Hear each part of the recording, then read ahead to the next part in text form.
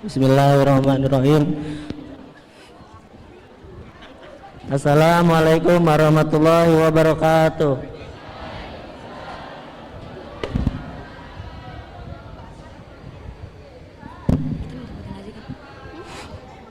Alhamdulillah rabbil alamin, wassalatu wassalamu ala asrofil anbiya'i wal mursalin wa ala alihi wa sahbihi ajma'in, amma ba'du. Puji syukur atas hadirat Allah Subhanahu wa taala yang telah memberikan rahmat, taufik serta hidayah kepada kita semua yang dapat berkumpul di tempat yang insya Allah dirahmati oleh Allah ini.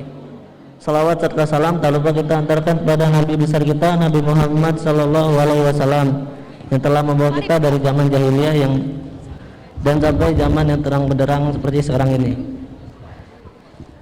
Yang terhormat Bapak Kepala Madrasah Bapak Samsuri MPD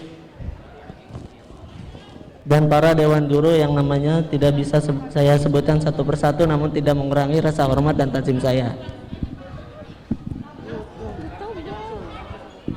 Ya Pak, pada kesempatan kali ini izinkan saya untuk menyampaikan ultum singkat tentang taubat nasuha.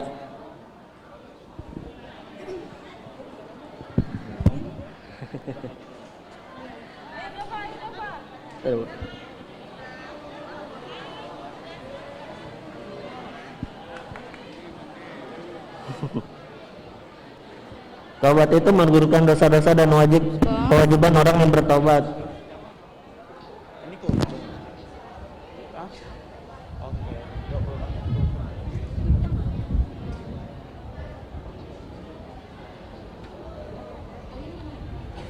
Kata Imam An-Nawawi rahimahullah dalam kitab Riyadhus Shalihin, memenuhi 3 syarat apabila dosa yang ia antara ia dengan Allah Subhanahu wa taala apa saja, yaitu dia meninggalkan doa saat dia bertobat tersebut. Adapun ia bertobat dalam keadaan dia terus-menerus berbuat dosa, tentu tidak akan menerima hati kita menyesal atas perbuatan dosa yang kita lakukan, dan tanda orang yang menyesal adalah saat kita mengingat dosanya.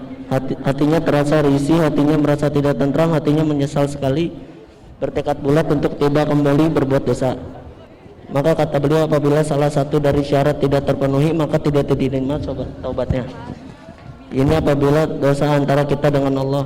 Adapun kalau dosa kita dengan makhluk, kita menzalimi makhluk, maka kata Imam Nawawi harus ditambah satu lagi, yaitu dia harus meminta maaf dan dia harus membersihkan dirinya dan berlepas dari kezaliman tersebut. Kalau kezaliman itu berupa harta, maka dia kembalikan, tapi kalau kezaliman itu berupa menyakiti hatinya, maka meminta maaf padanya. Dalam bertaubat ada perkara yang benar-benar harus kita perhatikan. Pertama, kita tidak boleh menunda-nunda taubat karena kita tahu ajal kita itu sampai kita tidak tahu ajal kita itu sampai kapan.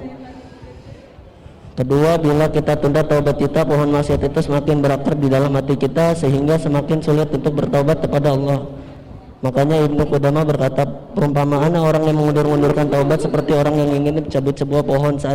Saat ia ingin mencabutnya, ternyata ia dapati pohon tersebut kuat, lalu ia bergumam, kalau begitu saya akan cabut lagi di tahun yang akan datang.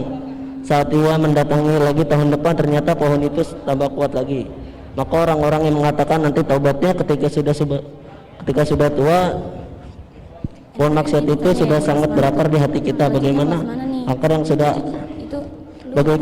sudah akarnya kemana-mana, bagaikan dia yang bisa bertobat. Justru saudaraku, segera mungkin kita ada kesempatan taubat, segera taubat kepada Allah.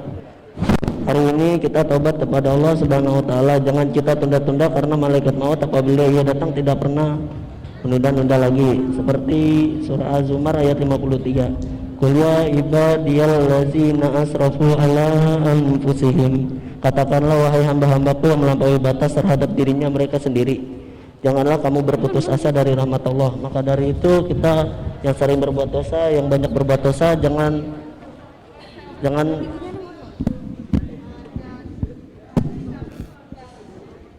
pernah berputus asa dari rahmat Allah.